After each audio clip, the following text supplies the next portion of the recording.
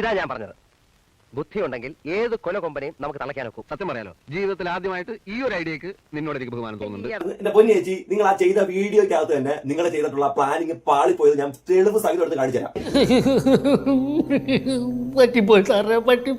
Planning ഒക്കെ കൊള്ളാം, അത് എക്സിക്യൂട്ട് ചെയ്ത് മുന്നിലേക്ക് ഇറങ്ങുമ്പോഴേ നിങ്ങൾ അറിയത്തില്ലെന്ന്. നിങ്ങൾ എന്തോരം കള്ളത്തരങ്ങളാണ് നമ്മൾ പൊളിച്ചിട്ടുള്ളത്. ഇല്ല, ഞാൻ പൊളിച്ചിട്ടുള്ളത്. ഞാൻ തന്നെ എന്തോരം കള്ളത്തരങ്ങൾ നിങ്ങൾ എടുത്ത് പൊളിച്ചിട്ടുള്ളത് അറിയോ? നിങ്ങളുടെ പ്ലാനിങ് തീരെ ഈ ഉപകാരം ഞാൻ ഒരിക്കലും മറക്കൂല.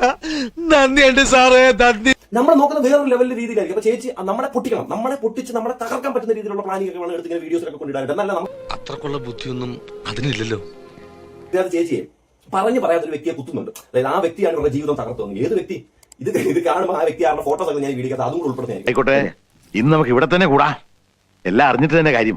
ഈ അയൽവക്കത്തിലുള്ള വഴക്കുണ്ടല്ലോ, ഈ വീട്ടുകാർ അയൽവക്കാർ ഇങ്ങനെ പറയുന്ന വഴക്കുണ്ടല്ലോ, ആ അങ്ങനെ പറയേണ്ട കാര്യങ്ങൾ സോഷ്യൽ മീഡിയയിൽ കൺവേർട്ട് ചെയ്തു.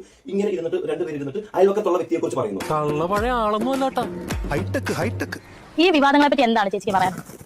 കാരണം നല്ല വിഷമമുണ്ട്. കാരണം ഓരോ പ്രാവശ്യം ഓരോന്ന് കേൾക്കുമ്പോൾ ഞങ്ങൾ ആദ്യമൊക്കെ വിചാരിച്ച് അങ്ങനെ പറയാം, നമുക്ക് മക്കൾ കുടുംബം അവരുള്ളതുകൊണ്ട് മാത്രം അതിന്റെ പേര് മാത്രം ജീവിച്ചിരിക്കാം, അല്ലെങ്കിൽ ഇതിനു മുമ്പ് എന്തെങ്കിലും ഒരു എന്നാ നമുക്ക്. സത്യമാണോ ഈ പറയുന്നത്?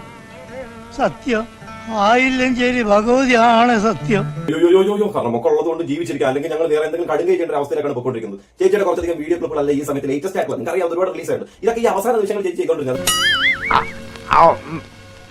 എന്നാണുണ്ടോ നിങ്ങൾക്ക്? അതായത് ഇത്രയും മാനസിക പ്രശ്നങ്ങൾ, ഇത്രയും ബുദ്ധിമുട്ടുകൾ കാരണം മരിച്ചാലോ എന്ന് തീരുമാനിച്ചുകൊണ്ട് വീട്ടിലിരിക്കുന്ന ധീര വനിത അല്ലേ? അല്ലേ? അങ്ങനെയല്ലേ ഈ പോകുന്നത്? അങ്ങനെ തന്നെയല്ലേ ഈ പോകുന്നത്? അങ്ങനെ തന്നെയാണ് പോകുന്നത്.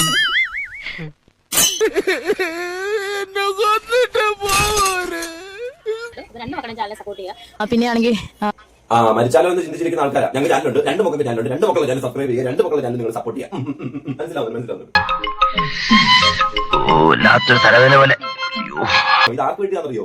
ഇതൊക്കെ ഇങ്ങനെ കണ്ണു നിറയോടുകൂടി കാണുമല്ലോ. എന്റെ മോളെ, നീ ഇങ്ങനെയായിരുന്നോട് ഈ നാട്ടിൽ ജീവിച്ചുകൊണ്ടിരുന്നത്, അങ്ങനെ ചിന്തിക്കുന്ന ആൾക്കാരുണ്ടല്ലോ. അവർക്ക് ചിലപ്പോൾ കൊള്ളും, ഇവിടെ കൊള്ളും, ഇവിടെ കൊള്ളും, അവിടെ കൊള്ളിക്കണം. ആ പുള്ളിക്കാരെ ചേച്ചി നോക്കി ചേച്ചി കൊണ്ടില്ലേ ചേച്ചി?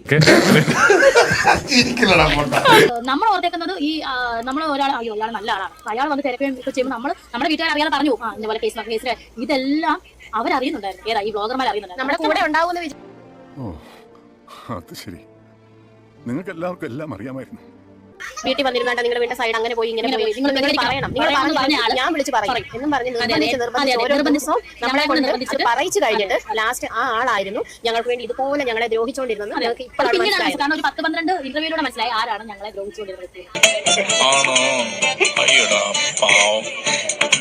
അതായത് ഈ ഒരു വിഷയമായിട്ട് സ്കോർ ചെയ്തിരിക്കുന്ന ഏറ്റവും കൂടുതൽ ഇന്റർവ്യൂ എന്ന് വെച്ച് കഴിഞ്ഞാൽ അത് രേണു സുധി മാത്രമാണ്. നന്നായിട്ടുണ്ട്. പിന്നെ ഇതുവരെ ചുറ്റപ്പെട്ടിട്ടുള്ള വ്യക്തികളുടെ ഏറ്റവും കൂടുതൽ ഇന്റർവ്യൂ വന്നിട്ടുള്ളത് നോബൽ ഫിലിപ്പ്. കഷ്ടകാലം എന്റെ ഉച്ചയില് കുന്തവും പിടിച്ചു നിൽക്കുന്ന കാലമാണ്. കാരണം അച്ഛൻ ഒരു 7 സെന്റ് സ്ഥലം കൊടുത്തു, അതാണ് അച്ഛൻ ചെയ്തൊരു തെറ്റ്. ഇപ്പൊ അവസാനം ഇങ്ങനെ കറങ്ങി മലമ്പാമ്പിന്റെ വാല് കറങ്ങി പെടലിക്ക് കയറി ഇങ്ങനെ മൂക്കിനകത്തോട്ട് കയറാൻ പോകുന്ന സിറ്റുവേഷനിലേക്ക് വന്ന് നിൽക്കുകയാണ്. ഇനി ഒരു പോയിന്റ് കൂടെ ചേച്ചി പറഞ്ഞു ഇട്ട് തരുന്നുണ്ട് നമുക്ക് വേണ്ടി ചിന്തിക്കാൻ വേണ്ടി ചേച്ചി ഇട്ട് തരുന്നുണ്ട്. അപ്പൊ നിങ്ങൾക്ക് മനസ്സിലായി കാണുമല്ലോ. അപ്പം ആ കുപ്പായത്തെ ബഹുമാനിച്ചുകൊണ്ട് ഞാൻ വേറൊന്നും പറയുന്നില്ല. എന്തായാലും നിങ്ങൾ സപ്പോർട്ട് ഉള്ളവര് ആ കുപ്പായത്തെ ബഹുമാനിച്ചുകൊണ്ടെന്ന് ഏത് കുപ്പായാണോ എന്തോ വേണ്ടാട്ടോ, നീ ചായ അടിച്ചാ മതി, നീ എന്നെ അടിക്കാൻ നിൽക്കണ്ട. ഓക്കെ.